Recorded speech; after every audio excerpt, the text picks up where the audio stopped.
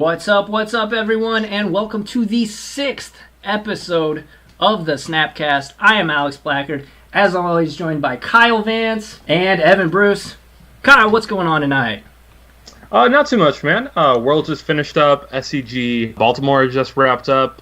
We had a lot of action in St. Louis this weekend with multiple PPTQs. It was a busy week of Magic for there not being a GP going on.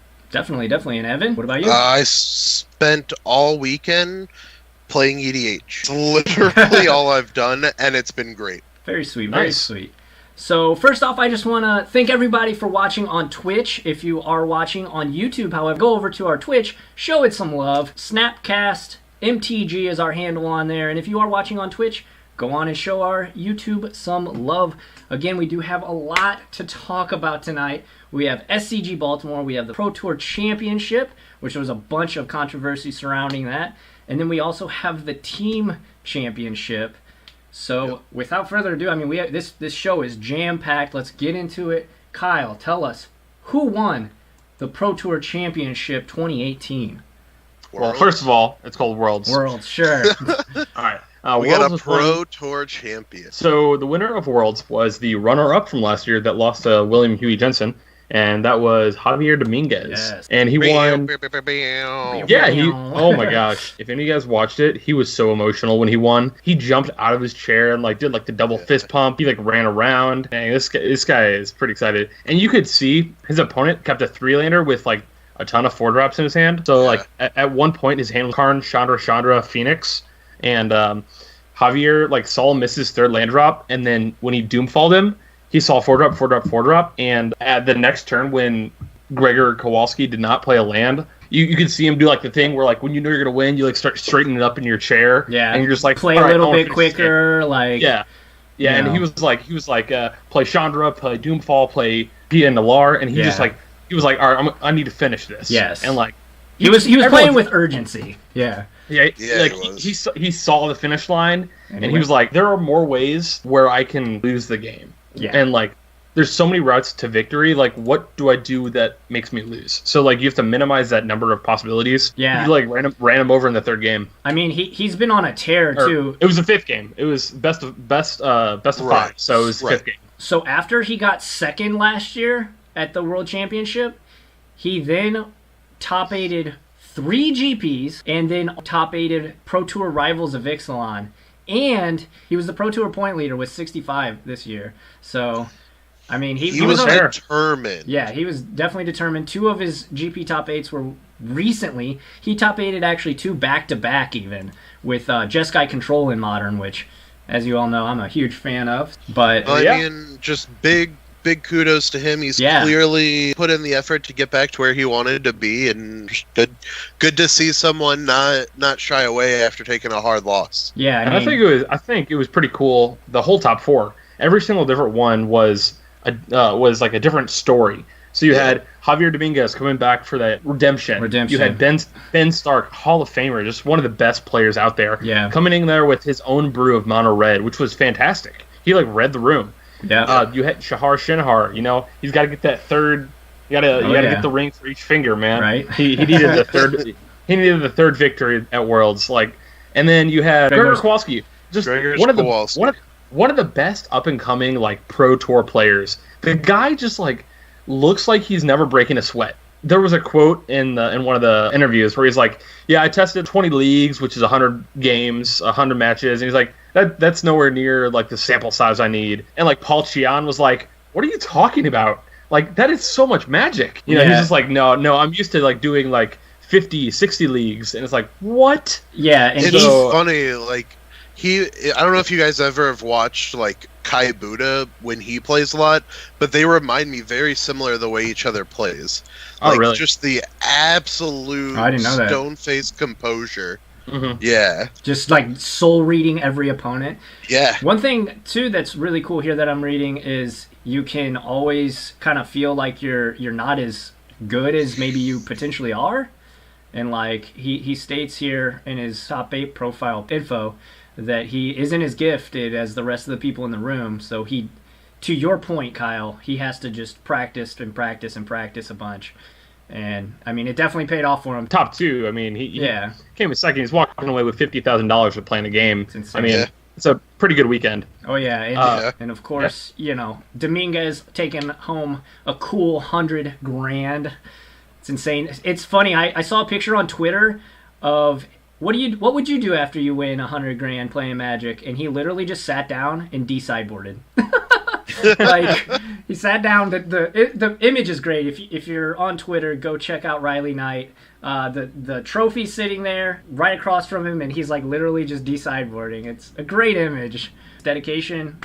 If you ain't first, you're last. I'm sure that's the mentality you had coming into this tournament too. So, it almost has to be. And then, of course, like you said, Shahar Shinhar just getting back to another top 4. Yeah, and I thought it was pretty funny. Dude's a beast, man. I thought it was pretty funny. Like when they did the top 4 announcement, everyone walked out, and it was like Team T-shirt Haruya, Team T-shirt Haruya, and then like sharing a fireball for Ben Stark, and then Shahar Shinhar was the last one. He was like in a 3-piece suit with like he's fresh shoes. Sharp, man. I'm sitting here looking at his picture. He's looking sharp. Yeah, he was just like 3-piece suit, looking sharp. One thing also about Shahar, he started this freaking tournament draft day 1 0-3. And he did terrible. He came back to top 4. Dude's pretty good. Dude's like legit a prodigy because he top 8 his first GP at the age of 18. So while talking about Shahar there, the way he did get in the top 8 was that disqualification. Yeah, so Ken Yukihiro was disqualified for having a sideboard card in his opening hand. What happened was he ended up not saying anything for an entire turn cycle. So he saw it, pass turn, pass back, judge. And the card was Diamond Mare. Yeah, Diamond Mare, which pretty strong. And he was playing mono blue. My issue with this is if you don't know what your opponent's on and they don't know what you're playing, they might not know your exact 75. Yeah. So if your opponent, 84% of the room or something like that was red-black, so Diamond Mare... What a great format. The Diamond Mare would be so good if they were playing a red deck. So maybe Ken, I'm not saying he did, but like this is the argument. Yeah. Is you keep it in your opening hand, you see what your opponent's playing. If they're not playing red-black, call a judge and see if you get the card taken out. Yeah. But if they are playing red-black and you try to play it, like that is intentionally cheating. Yeah. So that's like the angle that I could see is like if the person was playing red-black and his opponent was playing blue-white, so the card wasn't good. Yeah. Yeah, that's an argument for that's the argument for disqualification in my eyes. Is like he didn't call it immediately because he didn't know what his opponent was on. I mean, he might have known what Shahar Shinhar was on, but who knows? So the head judge did the little quick interview and said that he saw the card in his hand. Yeah, so that's the thing too, is that the judge was standing right there the whole time. Mm-hmm. And he didn't say anything at first because he wanted to see how he handled the situation. So go on, I just wanted to point that out. Yeah, so the judge said he watched him, saw the artifact, looked at the deck list, and there was no artifacts in the main board. Yeah. And then he let it go a full turn cycle. Yep. And whenever it went around, Ken called judge, and then he said there was an investigation. I don't know what that means. Like, I understand what it means, but like I don't know how they did it. I just imagine it's judges dressing up like Sherlock Holmes and trying to find sleuthing around the space. Yeah, so I'm not sure what exactly Ken was disqualified, and it led to Shahar being in the top 8. Yeah, I mean, it is what it is. Let's get to the other tournament, the less prestigious but still pretty important. It's Legacy. Star City Games Baltimore was Legacy. And before we move on, again, congratulations, Javier Dominguez. Huge ups. I mean, real quick, Donovan said the tweet translates to "My heart was weak. It turned to DQ." Ken's tweet, yeah. So let's spend a little minute talking about this because sure, that's like the human element, right? Is like we've all had that moment where that sinking feeling. You're like, oh my god, and you just kind of like. You're like disheartened and you kind of feel your heart sink and it's just like, oh my god, this card is in my sideboard. I forgot to de-sideboard. But like the difference between a stand-up like polished player, like you call a judge. I that happened to me at actually Evan, it was a SCG you and I went to where I was playing Blue-White Delver in Standard and I drew a sideboard card and I was like, and I did it, but you can't let that go on. You can't. Yeah. So because the difference between right and wrong. Like, How different is this from like say a bird? All right, I think we might be losing Evan a little bit, kind of tatering out. I think what he's getting at is like Bertoncini level cheating, which I don't think this is at all on the level, but at the end of the day, cheating's cheating. Mm-hmm. So yeah, I mean, he got disqualified. I don't know if it was 100% worth. It's kind of in the gray area where it could have been deserved, it could have not. It's all intent, you know. It's all like. Right. What was the player's intent? Well, yeah, that's hard to determine, and you know that's why rules are rules, because you can't go from case to case saying intent. So, well, I mean, the judges by DQing him determined that the intent was to gain an advantage, like 100%. Yeah. They will not disqualify you if they don't think that your intent was to gain an advantage. SCG Baltimore, which was won by Matthew Vuk. Yes. Yeah, Matthew Vuk was playing 4-color loam, and oh my gosh, he played like the ropes. He outplayed Jonathan Rossum so hard. He has Jonathan Rossum playing against 4-color loam, and the 4-color loam player has a single forest out, and that's it. And Rossum has Jace, the Mind Sculptor, Liliana the Last Hope, 2 Blood Moons. Vuk kind of looked like he was like dead in the water. He found Mox Diamond, then that led to him playing an Abrupt Decay on the first Blood Moon, and then found Golgari Charm for the second Blood Moon, and then got to stabilize and wastelanded all of the red sources from Jonathan, and then was able to put a Chalice on 1, and then he could play his Punishing Fires because Jonathan could no longer surgical them and could no longer play K-Command to destroy the Chalice. So it was like a masterclass by Matthew Vuk. Like, it was crazy. So I'm going to put the deck list up. I'm just going to say, Jeff's Scorched Earth is not the best card in Legacy. All right, so this list looks so good. One thing I'm noticing is the one of a Johnny Vengeant. Yeah. I guess it just say Armageddon your opponent. Good game. Yeah. I mean, sometimes that just you luck into it. Yeah, and I saw it got milled over game 2 against Jeskai, and I guess he wants against Jeskai, like tap down your lands, I guess. In his profile, he said Dark Confidant is sweet. Like, Dark Confidant is one of his favorite cards. Knight of the Royal Quarry, awesome card. Yeah, that Skew's great. That's T, great. Knight of the Royal Quarry is like literally my favorite green card ever. It's really, really good. And you saw Jonathan put a high premium on he both countered it with a Force of Will, pitching a Jace the Mind Sculptor. So, like, that's putting a high premium on that card. Garruk just creates infinite 2/2s and just, like, takes over the game. He just played around Jonathan so well. Jonathan, of course, played Grixis Control. I'm going to bring that deck up. This has really taken the spotlight of Grixis Delver, or what used to be the 4-color, the check pile decks. Yeah. It plays Snapcaster, Gurmag Angler, Baleful-Strix as the creatures sick. in it. It's really, really good. It's close to the deck that Reed Duke played when he played the Reed Duke Experience. Oh, yeah, the GP Reed Duke. Yeah, I remember GP Reed Duke. So 3 Jace, 1 Lily Last Hope, K-Command, Bolt, Hymn to Turok, a whole bunch of just really good, efficient spells. This deck looks sweet. It's like the control deck you want to play if you don't want to play Miracles. I could see that. It looks like a pretty sweet control deck. Yeah, Mono Blue Painter. Mono Blue Painter, yeah. I love seeing that deck up there. That is so much fun. Brian Durkin on Mono Blue Painter. Evan, you want to kind of explain what this deck does? And yeah, so and it's got this is that's sick, dude. Yeah. So this is a combo deck that focuses around 2 cards. Painter's Servant, 2 mana, 1/3 Scarecrow. Choose a color, and all cards that aren't in play, spells, and permanents are the chosen color.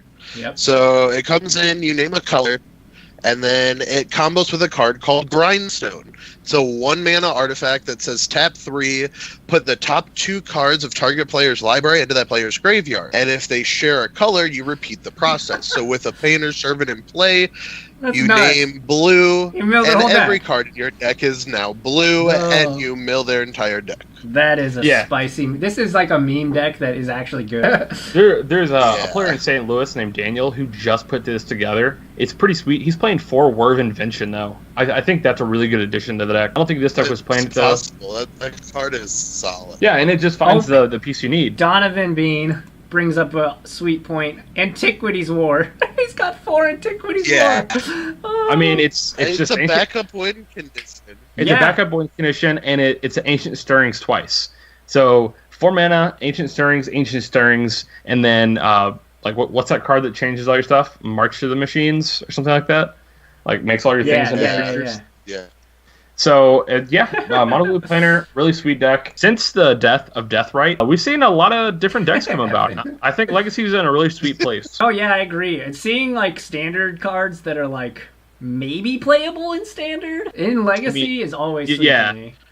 Mm-hmm. Like, Antiquities War kind of reminds me of Tezzeret. Very much like Tezzeret. It's plus, and then the minus. One thing that interests me about this is something that has been in a lot of Legacy attention lately is there's no Death Shadow in the top 8. To that effect, there's only 1 in the top 16.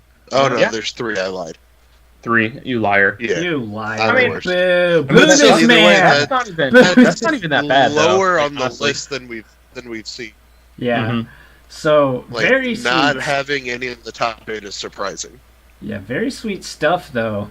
I mean, 4-color Loam, Antiquities War. That's what I'm calling this deck, is Mono Blue Antiquities War. Sorry. Eldrazi. Apparently, there was a lot of Eldrazi decks there in Legacy this weekend. I've seen them picking up Steam. Mm-hmm. It doesn't surprise me. The format is down. Eldrazi seems like it would fit. Whoa, this one plays Formalith? Oh, sure. Yep. This deck seems sweet. It's kind of interesting, too, to see how... Because remember whenever the banning happened, like, Sneak and Show seemed to be the deck that everybody kind of migrated to. At least at first. And now I'm looking through this, and there was only 1 in the entire top 32. And man, that might be a bad choice for me then. So yeah. Maybe I should play it next week. So very interesting stuff from both the championship and the SCG Open. Baltimore. We also had the team championship right alongside the player championship. Kyle, who ended up taking that one down? Which team? That was team, I believe it was Ultra Pro. Team with Reed Duke, Owen Turtenwald, and a whole bunch of other Huey, just a whole bunch of fantastic players. I mean, you really couldn't ask for a better team to win. Reed Duke's one of the most stand-up guys. Huey has been playing almost as long as I've been alive, like 20-something years. Literally. Literally. So, just some of the best guys to win this tournament. Yeah, and they did Guilds of Ravnica sealed, right? Yeah. Very, very odd. Yeah, it was a strange tournament. It was Ultimate Guard. Team Ultimate Guard. Yeah, Ultimate Guard. Peach Guard and Oath is a part of Ultimate Guard, but it was Team Ultimate Guard that ended up winning Team Championship. Mm-hmm. So congrats to the team Ultimate Guard and Peach Guard and Oath and all those guys, of course. All right. To you. Here's the rundown. It's Andrew Cuneo, Reed Duke, John Finkel, Huey, Paul Rietzel, and Owen. Just like the most stacked team you could ever think of. All they're missing is Paulo, literally, and then that's like the best going right now, I think. I guess Seth. And Kyle Vance. Of course. Oh, yeah, and me. Yeah, you need me in there for the salt factor. I don't think any of those guys could be as salty as me. Need to provide the sodium for the team. Let's move in to the full tilt because, boy howdy, do we have a full tilt for you. We are all unified. I don't even want to. We are one. Welcome to the full tilt. Chris Pikula isn't a Hall of Famer still. He got 45% of the vote. If you don't know, you need 60% of the vote, and he missed it again. We literally talked about this last week and the week before that he needed to get voted in, and he did get voted in. What the heck is happening? Evan, take it away. I'm losing my breath. I don't even know what to say. I'm just mad. Like, whoever has votes for these, just hide. Like, unless you have like a picture of you voting, like there's a Chris Pikula, there's a checkbox next to it. I don't want you to talk. Like, yeah, I know. Oh, dude, I'm so mad. Like, I'm disappointed. It's like as parents, we're not. You're like a mom. Yeah, we're not mad. Yeah, I'm not mad at you. I'm just disappointed. I'm disappointed. That's good. Oh my god. Yeah, he did. I think it's a little ridiculous. He even had like a pretty solid year last year. Just like he ran up a couple GPs. Like it's not the current P circuit we're talking about. We're talking about like his record. One of the best. A great name for the game. Yeah. Like literally came up with the idea to have deck lists at competitive events. Who in chat? Who of us three could imagine going to an event and not having deck lists? Like holy smoke. The fact that, this is the full tilt, I do have to give props to Seth Manfield, who was voted in, so he is now a Pro Tour Hall of Famer. Li Shi Tian as well. So congrats to those two. Congratulations. Yeah, definitely not to take anything away from either. Yeah. Like, both of them are amazing players and have earned this honor, but should be a third one in there. Yeah, Seth especially has just been putting on just a clinic over the last 3 years. He's just been skyrocketing. He really came to fruition with Siege Rhino decks, right? Didn't he win a lot with Abzan? Yeah. He was like one of the best Siege Rhino players. Anafenza, Gideon, Alive Zendikar, Siege Rhino, Wingmake Rock players. A little fun fact about Li Shi Tian is he will be the first non-Japanese player from the Asian Pacific. That's awesome. To be in the Hall of Fame. That's pretty cool. Yeah, diversity in the Hall of Fame is definitely a good thing. Yeah, congrats to Li Shi Tian and, of course, Seth Manfield. But next year, I swear to Imrakul. I have a whole year of being bitter to do it all over again. Every episode until next year's announcement. This is going to be Evan's tilt don't topic.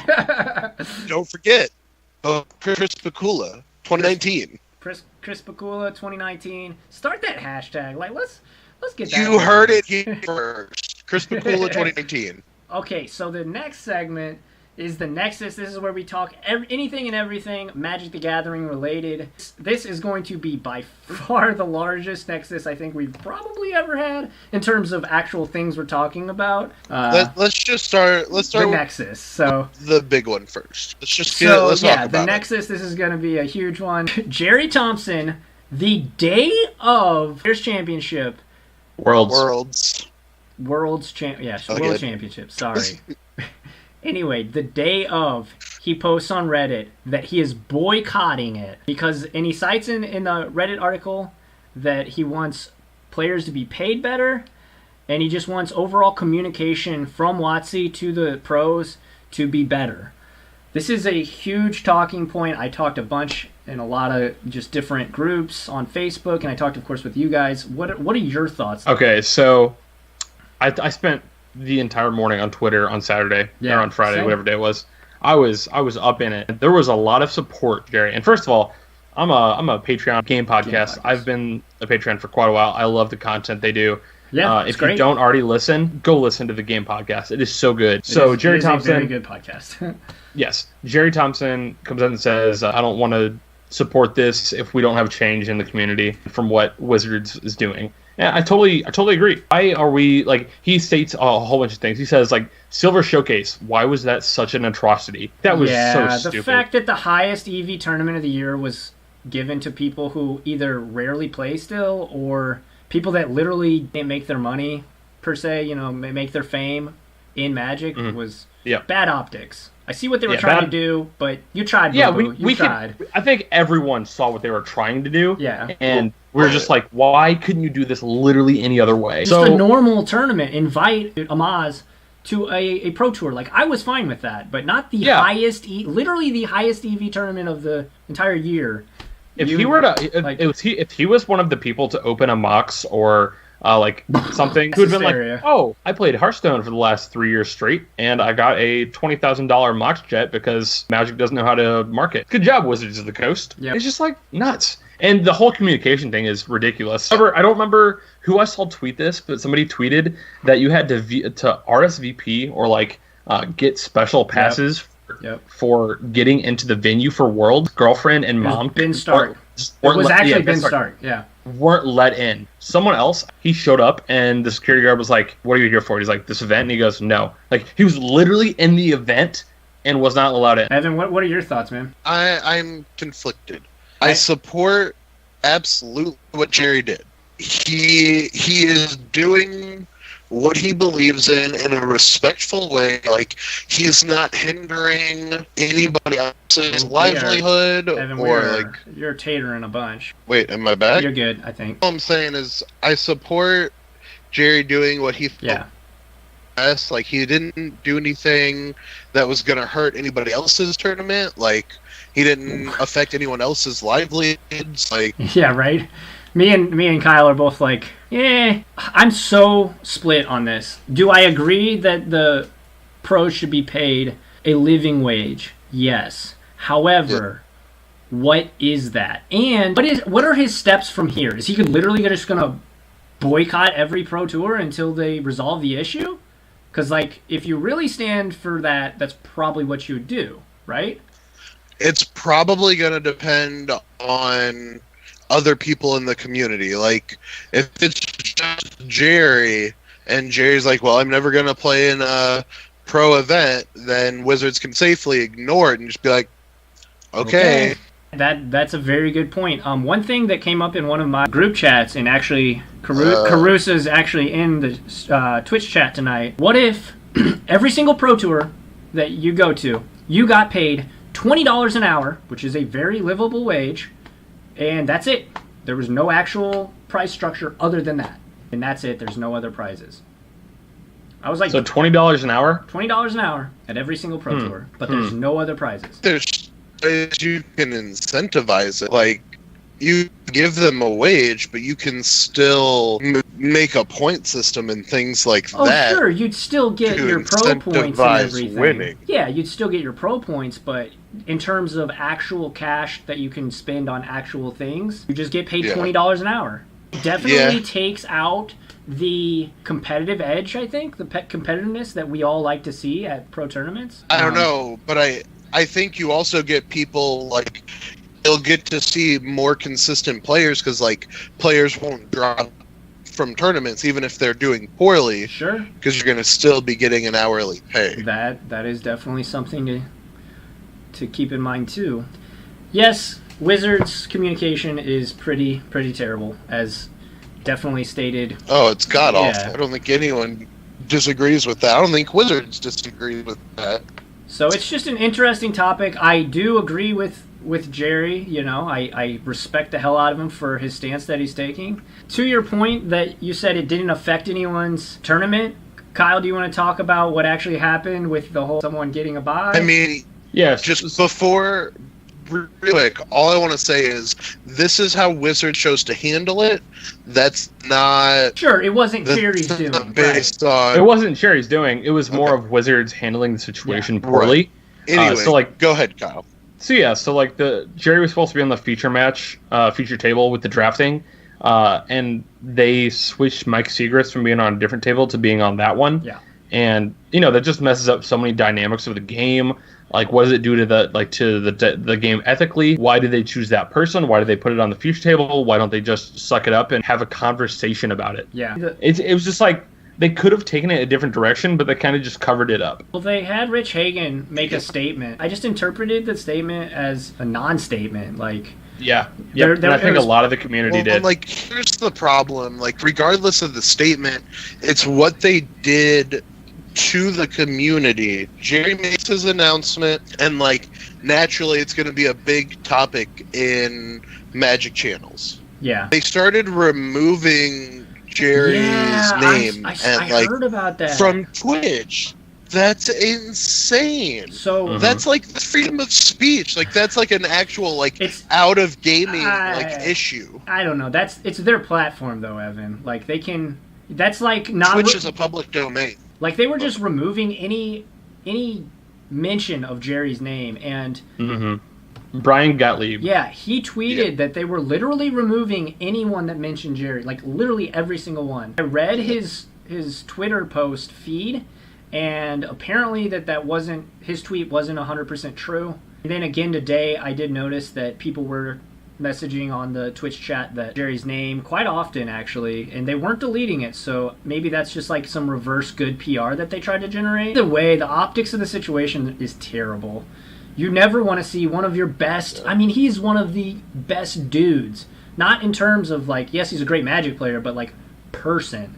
He's a great person. He donated his deck, his sleeves, all of his trophy from the Pro Tour that he won to charity. Like, he's just a genuine dude.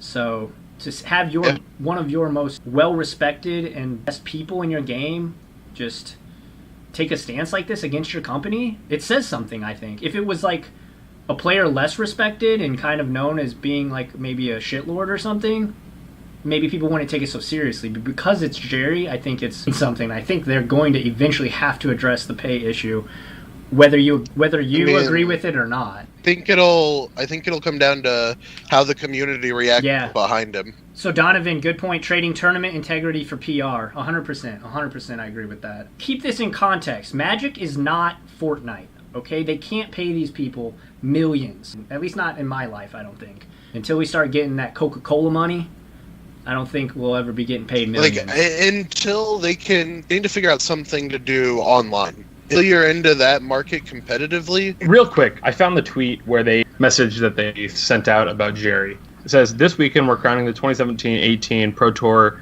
Series champion and the world champion. Early this morning, Gerry Thompson announced his intention to not participate in the Magic the Gathering World Championship. We wish this weren't the case, but we respect his desire to make his voice heard. Like, I think that statement right there is, they could have worded that a lot better. Yeah, it just kind of sounds like they're going to shove it under the rug and forget about it. That's the way I hear it, at least. Pretty much. So they say, we respect his desire to make his voice heard. They just said, we respect him making a statement. That's all they said. They said, we acknowledge that he said something. That's all they said. All right, and then the second paragraph. Pro player consultants, which are, it's kind of like the MLB PA, the Players Association, is kind of like what this is. Okay. They say the pro players consultants are working directly with us to shape and mold the pro club. 2 additional pro tours a year raises the overall prize pool, and commentators like Paul Cheon and Simon Gertzen are seasoned pros who provide engaged commentary. So, like, I think Paul Cheon is fantastic.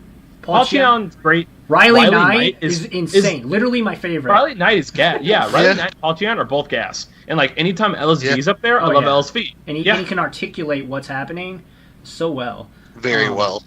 Yeah. And then the last sentence I have here is, there's still room to grow, and this is going to be a big year as we continue to improve Pro Magic in 2019 and beyond. So here's one thing about that, though. They are raising the overall prize pool, but they're adding 2 Pro Tours. So there's, Evan, you just spoke on something about going into a more e-sport, getting it online kind of thing. Yeah. So that brings us, again, Gerry, I respect the hell out of you. I think I speak for all 3 of us. We respect you, dude. It took a lot to do what he did. And I mean, we didn't even touch on the loss of money. He could have won $100,000. He could have won $100,000. And he was just like, I believe in this. So. And if you connect it to something like where people take stands in sports and stuff, they lose sponsorships. That's money. Yeah. So Gerry took a stand. Yeah. He's fantastic, and I support him, Brian Gottlieb, and be really interested to see how the rest of the community reacts to this in the next coming couple of weeks. Mm-hmm. Absolutely. Yeah. All right, Evan, what's going on with Arena and some pretty cool changes coming to Magic the Gathering? Yeah. Arena at midnight tonight. Yeah, It's shut down until Thursday. Yep. They're taking it out of the closed beta. Yep. So everything's getting wiped. All your accounts, like if you got decks on there, export those lists now before they shut it down. And then on the 27th, they're going to bring it up as an open beta. Yeah. So everyone who hasn't tried it yet, you're going to get that chance to. I'm so sick. I'm so stoked. In addition to that, I believe Guilds of Ravnica will be active on Thursday when it launches. So that's the thing, is there are already some streamers that already have access to it. Saffron Olive tweeted out a picture, like a screenshot of it. Boy, it looks good. They have a new Guilds of Ravnica battlefield. Whew, it looks hot. It looks very good. That's awesome. Yeah, I'm really excited. I was going to say, what are they going to be doing to connect Paper Magic to Arena? The guild set in the guild packs for Guilds of Ravnica, there will be a redeemable QR code that you get inside of Arena. The ones you can buy that have like the Deathrite Shaman and the Old Niv Mizzet, all those. So that's very cool. So that's something that we touched on actually way back in episode 1, I think it was, when we talked about Arena, was there has to be some way that more competitive players can kind of like grind at. This gives the spikes a reason to maybe buy packs and like transfer that into in-game packs. Yeah, if they were to do that and then you get a pack inside the pack for online, that'd be sweet. Even if it was like, if you buy a booster pack, you get free rare online. If you get a mythic wild card, like that's perfect. Playing all the FNMs. Get a mythic wild. Mudkip brings up a good question about if they're gonna start pushing older formats. That's something we've talked about a little bit and some speculated on. But I don't think it's gonna happen personally. I think it's going to happen if they want to be competitive online. But hasn't given that information out to anybody. Yeah. And I think as of now, we're kind of just focusing on the standard rotation. Yeah, Kyle, you touched on that also in that first episode where you were like, if you want competitive players to play this, you're going to have to get the older formats in there. So, to that point, I definitely think it's a smart idea. I am a firm believer that they are going to create a new format and start it. Wherever they extend Arena to, that's where they'll start the new format. Morrow has already spoken on, it's not an if, it's a when there's going to be a new format. Well, and one thing I want to say is there's a rumor going around they are going to try to move one of the new Pro Tours, not this season, but 2020, to an online format. Whether it is Arena or Moto hasn't really been specified. I think that I would 100% think it would be Arena. Yeah, it's going to be Arena, and I 100% think that's eventually going to happen. It makes sense. They want to be an esport. Well, also think about this: like, how much money does that cut out? You don't have to pay for a venue. You don't have to pay for all the flights, the hotels. You don't have to pay for like the judges. You don't have to pay for any of the free shit they get. Like, the deck boxes, the tokens, the shirts.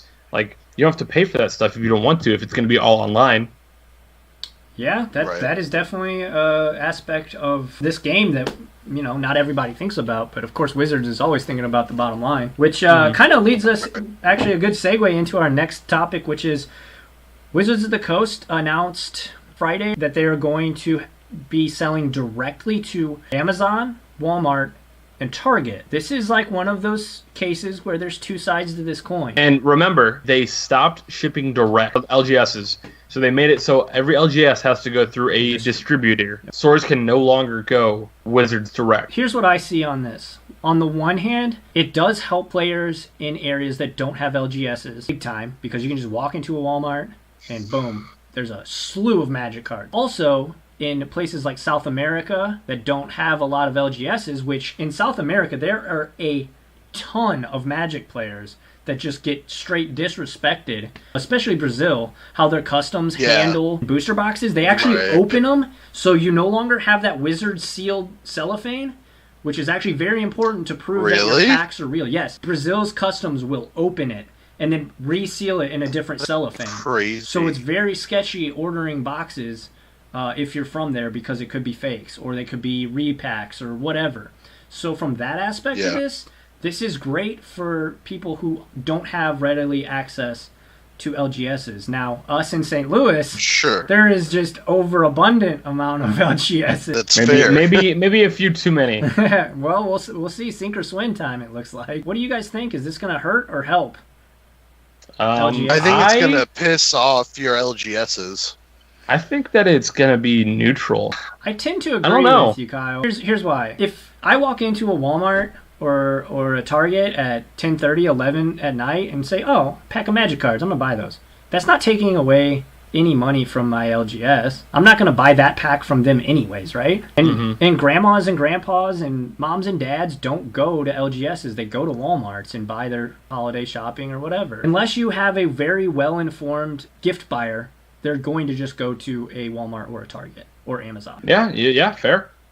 I agree. That's a fair point. It's better for the casual crowd, and also, like you said, the crowds that don't have LGSs. For people like myself and yourself and Evan and people that know that we go to LGSs most of the time buy our cards from our LGSs. Like my first pack I ever bought of Magic was from Walmart or Target. I think it was Target. Yeah. But I've never bought a thing from Target before. Yeah, that's how a lot of people get into the game, is they're into comic books or D&D, and like their grandparents or parents say, oh, this seems like a cool game, and pick up a couple packs from a Walmart or a Target. And I think it's going to be kind of just more or less indifferent to the LGSs at the end of the day. I agree.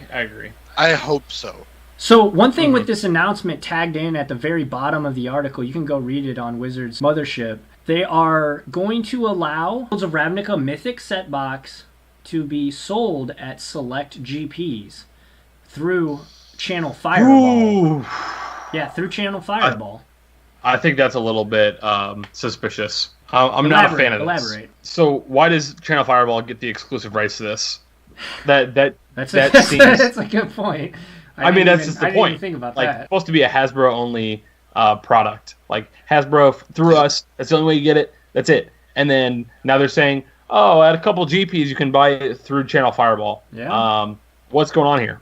Is Channel Fireball just Wizards of the Coast in a retail setting now? I mean, like pretty much.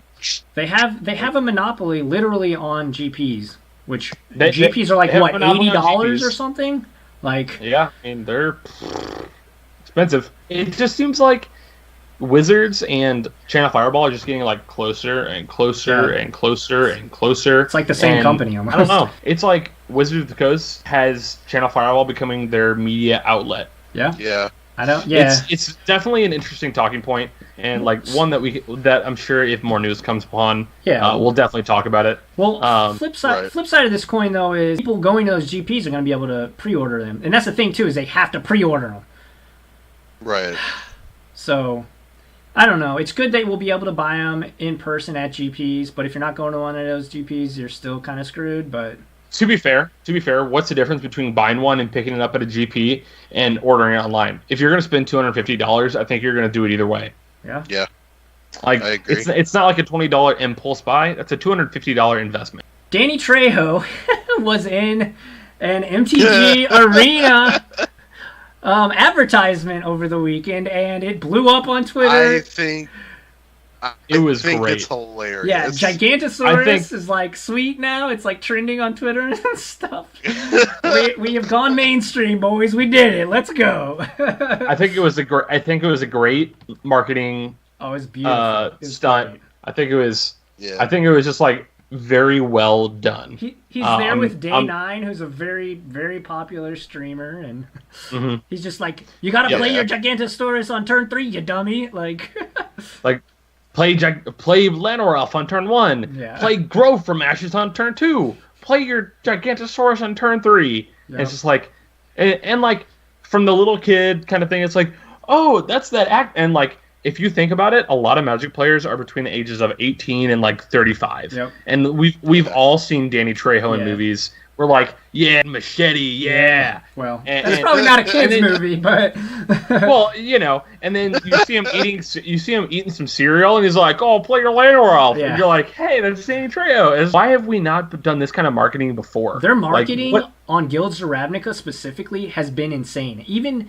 outside of that one commercial. But it's just been so muto better than previous sets. Well, to be fair, a lot of people's first sets were Dark Ascension, Avacyn Restored, Guilds of Return to Ravnica, and Dragon's Maze. Those were like a lot of players' first kind of sets. Yeah. Like that kind of era, like 2011 to 2013 is when a lot of people that are playing now started playing. That's fair. So like, if you hit that nostalgia, oh, Ravnica, we're back, Guilds of Ravnica, and then you're just like, we're pushing the Dimir and Orzhov and Golgari, and people are like, yes, this is like why I play Magic. Yep. And like it's very good. The marketing, shout out to like Paul Cheon and Michael Majors and all them. Like the set design has been phenomenal. Yeah. Like every guild has some hits. Like Tajik is a great Boros card. Boy. We don't need to talk about Assassin's Trophy. Like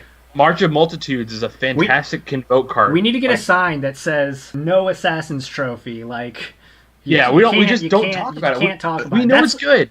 We know it's good. That little sign behind you, Kyle, whatever that says, it needs to say no Assassin's Trophy. I'll work it. It's like no stairway, no Assassin's Trophy. No Assassin's Trophy. We don't talk about it here. Even though we're talking about it for about a minute there. Right. No Assassin's Trophy. From here on out. But yeah, like throw it away. Shout out to the play design team. Guilds look sweet. I'm so excited to finally like Standard again. Yeah, dude, we were talking about this in the pre-show. I feel like it's been since I started playing Magic that sets.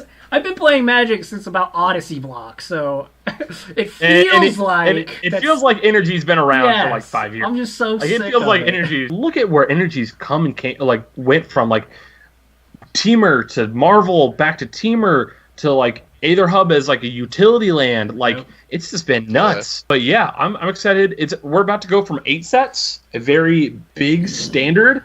We're about to go down to 5 sets. We're about to go to 5. Like, I'm so it's gonna be sick. I think there's gonna be a lot of different decks. And like personally, I'm thinking that there's gonna be a lot of spot removal. This is just like a shout out my deck. I'm gonna be looking to do a green-white token type deck. Punish that 1-for-1 removal. You wanna punish people playing Assassin's Trophy and Vraska's Contempt. Just play some tokens, man. I think like Sultai probably, right? Like that'll be good. Because you get Sultai will get both lands, so or you get 2 of the 3 at least. Yeah, Sultai is definitely going to be good. Yeah, I'm just playing Jeskai Control and Cleansing Nova your board every time, and like it's going to be fine. Oh, shout out to my boy Cleansing Nova. I played Mono White Martyr in the PPTQ on Saturday. Oh my god, I played 1 Cleansing Nova in my sideboard. In the semifinals, in game 2, my opponent had Arcbound, Ballista, Hardened Scales, animation module on the battlefield. I had no cards in my hand. I drew Cleansing Nova, and I was like, oh my god. Your eyes got big, and you're like, oh my god, this is the moment I've been waiting for. It was really, really sweet. All I'm saying is, I think there's a world where your curve is 3 mana Resplendent Angel, 4 mana, like you just get to play Resplendent Angel, Aurelia, and Lyra. I mean, yeah, Boros Angels, I could see it. That seems insane. Yeah, it kind of seems like they're really ramping up the whole tribal synergies. I think there might actually be some good tribes. Yeah. If you haven't noticed in the last Goblins we've talked about 3 or 4 different decks. So I think we're all safe to say that new standard's going to be freaking sweet. Well, we haven't even talked about a Teferi deck. Well, you just mentioned and we don't need to. I said Jeskai Control. You just said it, but like that only speaks to how sweet I think this format's going to be. Less Teferi, please. Less Teferi. More all of the Teferi with less Teferis. Brawl, they announced that Brawl died. I was gonna say Rip Brawl. Yeah. So can we get some hashtag Rip Brawl? Can we get some hype in chat for Brawl? Some rest in peace chat hype in chat because it didn't last or some long. out. Like Rip Brawl. Yeah. I played it a handful of times, but that was it. It wasn't anything special. Yeah, it was fine. And then Brawl was liked the deck it, and like. Oh, Evan, you're not potatoing anymore. That's amazing. I'm just like, it is what it is. It was a format they tried. It was like Frontier. It was like Tiny Leaders. Like, just. And I liked all of those. We get it. Well, you're a filthy casual. You're a filthy casual. Good job, Watsy. You're really good at coming up with these formats. I'm sure we're going to have another one in a couple of months. I'm just super excited. Well, we are. Well, I'm just super excited about... I was worried that sets were going to be based around Brawl, and they were going to design with Brawl in mind. That terrified the hell out of me. We're going to have a bunch of dumb mythics that didn't do anything in Standard, but were great in Brawl. Like, they already somewhat do that for EDH. Are you talking about Dominaria? No. I was thinking after Dominaria. No, it's just the fact that Dominaria has so many legendary uncommons that could be your Brawl commanders.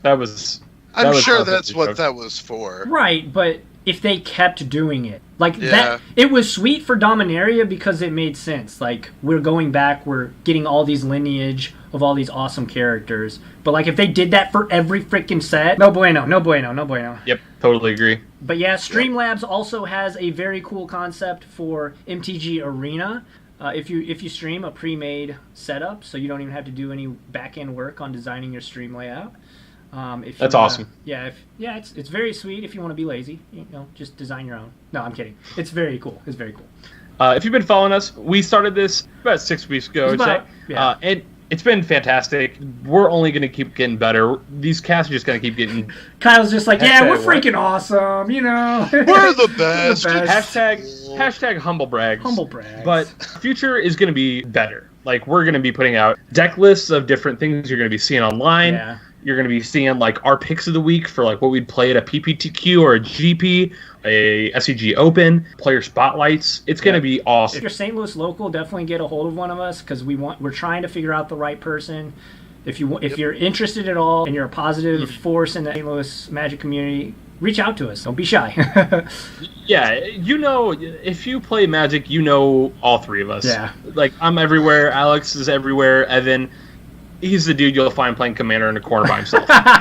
playing all 4 decks, just running around the table playing.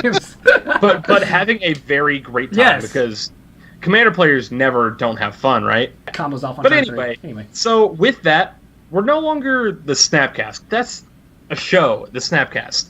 So we have developed this name to cover all of our bases. Yes. This is going to be us as a brand. Videos, this is going to be our deck list, this is going to be our articles and what to play, this is going to be our player highlights. Yes. Let me transition.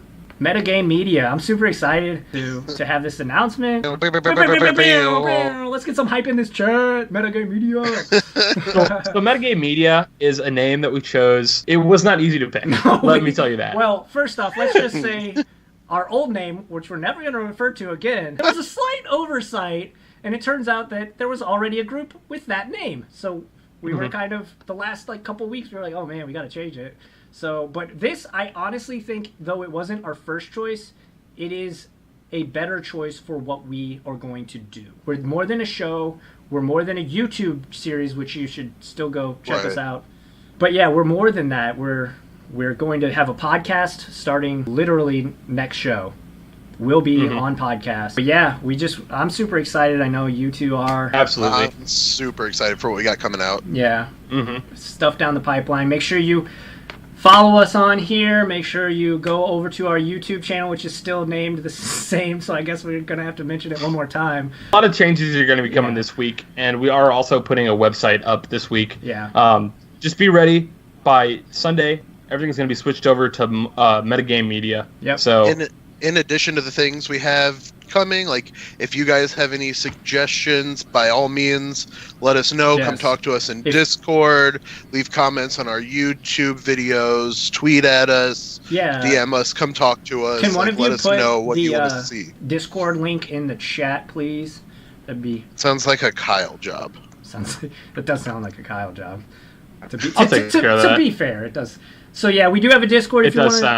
If you want to join our Discord and haven't already done so, please join. We have great conversations. We meme it up. We talk competitive stuff. We do talk about prices, all that fun stuff. And it's free. And if you're a content creator, please join us.